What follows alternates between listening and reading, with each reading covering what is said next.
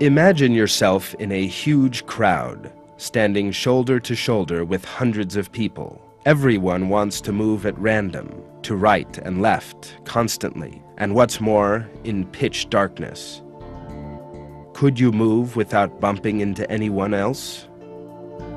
Of course not.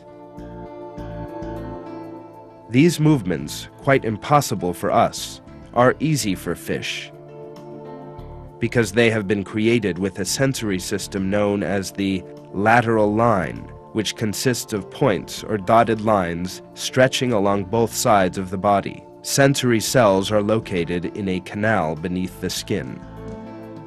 The fish immediately determines the slightest change in external pressure, eddies in the water, the strength and direction of the current, all thanks to these lateral lines. It can therefore perceive the presence of an enemy or an obstacle before it sees it. It can locate prey or predators and find its way in the water currents. The lateral lines are particularly sensitive to low-frequency vibrations nearby.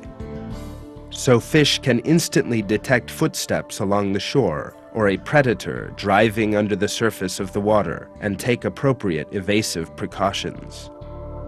Nearby objects reflect the waves reaching them. In this way, the ripples that return after a wave strikes the shore reach the fish's body at very narrow intervals. Thanks to its lateral lines, the fish analyzes these time differentials and forms an image of its surroundings from the information thus obtained. To obtain more information, the fish can simply swim faster and give rise to more waves. The system functions so perfectly as to let fish perform a highly detailed scan.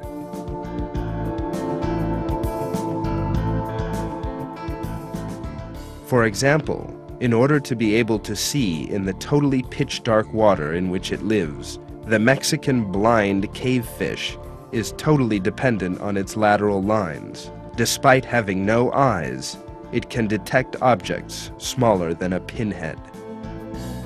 Fish swimming in large schools, particularly in muddy waters with low visibility, make use of their lateral lines in order to maneuver quickly without bumping into each other.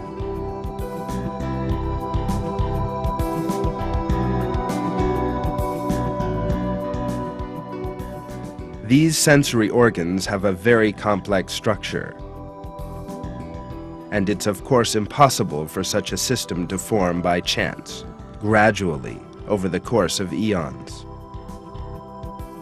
The system has to emerge all at once if fish are to survive.